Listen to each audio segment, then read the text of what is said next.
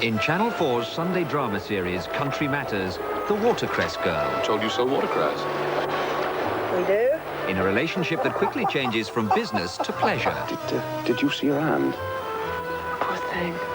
No wedding ring. I'll go with you if you still want me. I'll not marry you nor no man. You said you'd give me your answer when you knew I was in earnest. And I've given it. I'll not wed you. The Watercress Girl in tomorrow's Country Matters at 9:15 on 4. Tonight at 10:35, top World Cup action live from Monterrey with coverage of the quarter-final West Germany-Mexico match. World Cup football after the news. You're watching Anglia Television.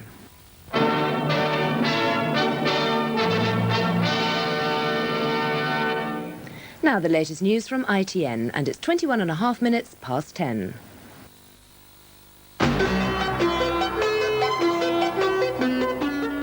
Archbishop's man tells South Africans, release church leaders. Prime Minister says negotiations, not sanctions, must end apartheid. World Cup favourites Brazil are beaten by France in a sudden death shootout. England head for a second defeat as Gatting's batsmen go crashing again. Good evening. The Archbishop of Canterbury's special envoy, Mr. Terry Waite, said in Johannesburg today that too much tear gas had been flying around the churches in South Africa, and he said the churches should be allowed to give shelter to refugees. Mr. Waite said he'd been given a lot of information he had found distressing and distasteful, but he couldn't give a full account in South Africa because of the emergency restrictions. He's flying home tomorrow. Mr. Waite, some of whose statements today we can't report, did appeal publicly for the release of a black Anglican bishop, whom we can't name, and other churchmen being held in detention. And he complained that the bishop's wife hadn't been allowed to visit her husband. Whatever the laws are in this country, I consider that to be absolutely and totally wrong, to deny the next of kin the facility to visit her husband. That is wrong. And I don't care whether I'm contravening any law at the moment when saying that. And just to illustrate, if I may, how difficult things are, this afternoon when I went down to a hotel in town to buy an English newspaper, I was able to get the Financial Times, but even the Financial Times has had columns blacked out. So news from London about South Africa is censored, and that may illustrate just how difficult things are. Mrs. Thatcher says she wants negotiations to end apartheid in South Africa. She told the Welsh Tories conference in Porthcawl of her hatred of the apartheid system and her determination to end it, but she again ruled out economic sanctions. Mrs. Thatcher came not to address the Welsh Tories, but to answer their questions. The very first she received was on South Africa. The Prime Minister again ruled out an economic boycott. I do not think comprehensive economic sanctions which would stop all trade to and from South Africa would help to bring about change. I think it would lead to resistance to change and to much more violence and bloodshed. So yes, we hate apartheid. We want to bring it to an end. South Africa has done some things which were bringing it to an end, but I do not believe that comprehensive economic sanctions would do it. I believe in much more positive help, positive proposals, and seeing what we can do to help the system of negotiations which must come about. That then, the policy Mrs. Thatcher will put to next week's European summit. Kevin Dunn, ITN, South Wales. The senior Conservative backbencher, Mr. George Gardner, who's on the right of the party, today urged Mrs. Thatcher to send a member of her government to Pretoria and Lusaka without delay to try and get a dialogue going in South Africa. The SDP leader, Dr. Owens, said the Prime Minister would have to concede economic sanctions in the next few weeks. The South African government are allowing journalists back into the black townships, though not to report unrest, and any statements by anti-apartheid organisations in the Cape Town area cannot now be reported. The pro-government Johannesburg Citizen said today Americans who didn't like what was happening in South Africa could go jump in Lake Michigan.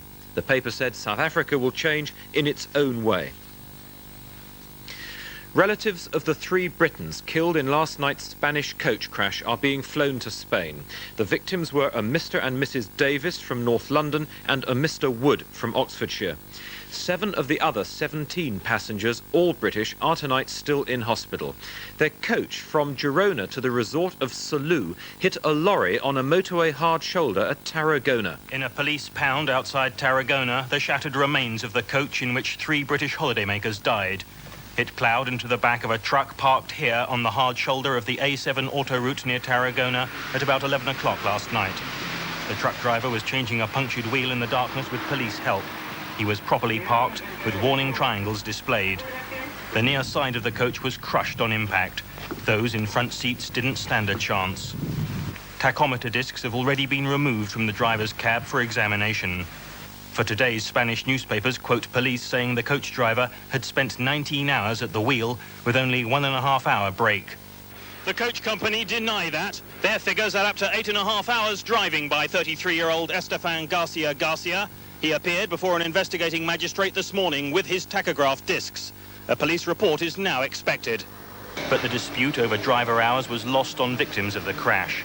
Some are still in intensive care at these hospitals. The survivors remember little of what happened.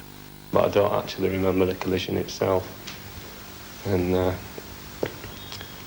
well, I just was trapped in with all the seats, with all the other people at the front of the coach on the near side. And the seats from the back of the coach had come up on that side and was just sort of penned us in, really. 2 Cypriot students held hostage in Lebanon have been set free after the personal intervention of the Palestinian leader Yasser Arafat.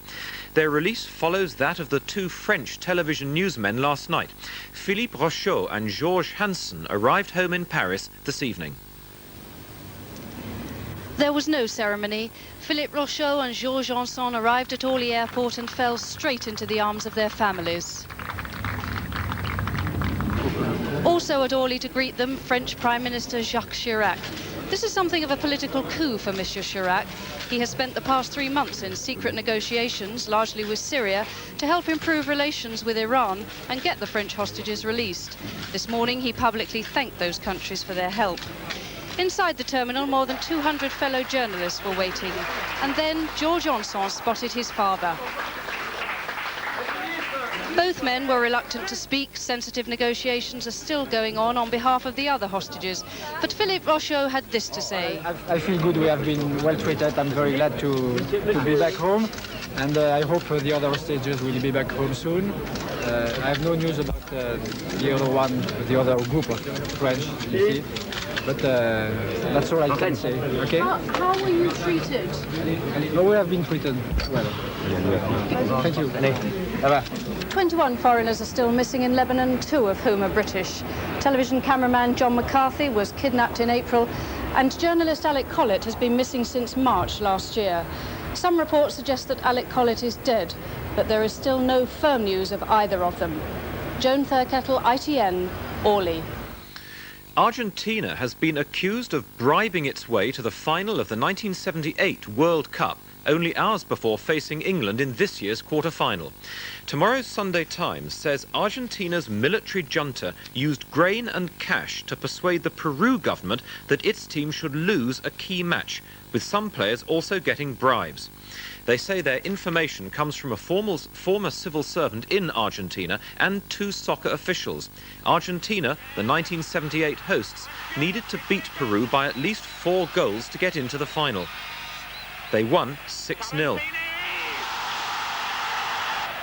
In Mexico City, police say they'll have 20,000 officers on duty at tomorrow's England match. That's at least 2 for every foreign fan. Meanwhile, the most exciting match in the World Cup has just ended. Here's Jeremy Thompson. France are through to the semi-finals after the best game of the tournament. They beat the favourites, Brazil, in an amazing penalty shootout after the match had ended 1-1. It was also memorable for a refereeing blunder which almost cost France the match. With huge South American support behind them, World Cup favourites Brazil took a 17th minute lead as Junior teed up Careca for a fierce drive into the roof of the net. But this was always going to be Brazil's toughest test, and 4 minutes before half-time, French captain Michel Platini crowned his 31st birthday by sliding home an equaliser.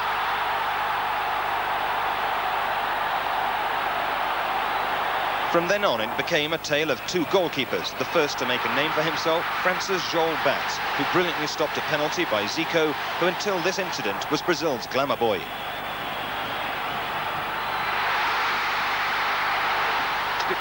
Next, it was the Brazilian keeper Carlos who committed the most blatant foul to keep out Bologna as he romped clear, but the referee went for the advantage.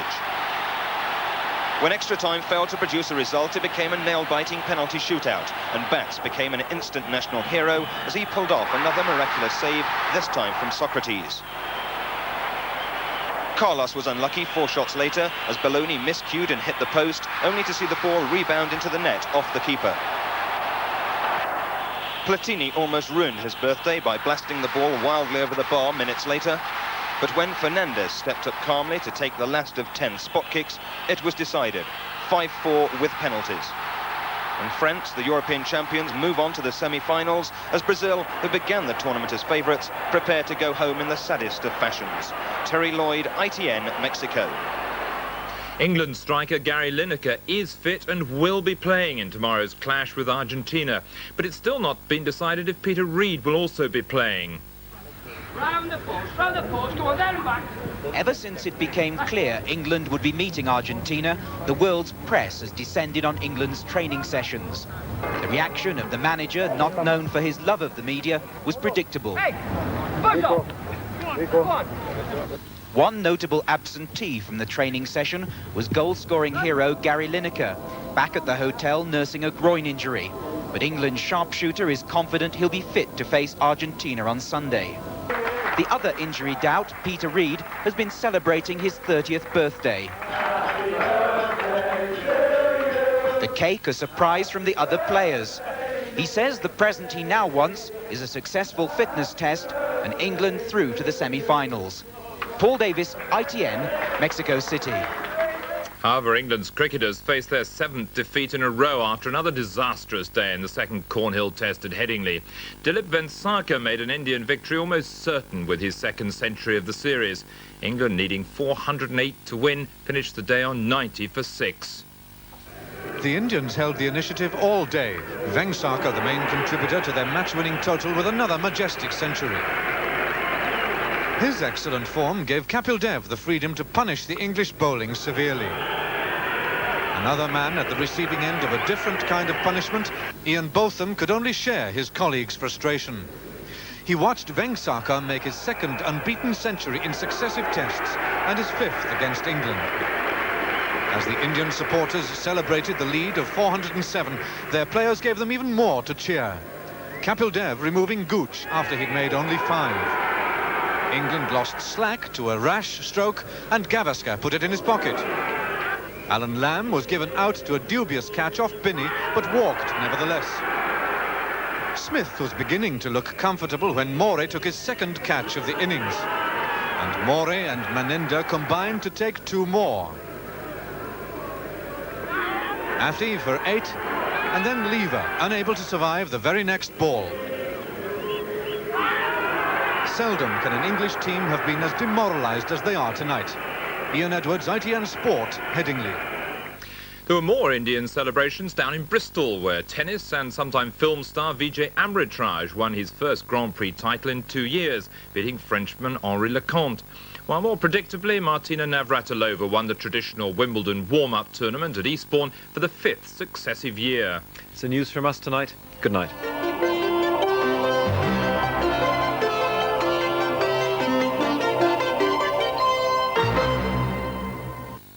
Now the weather forecast.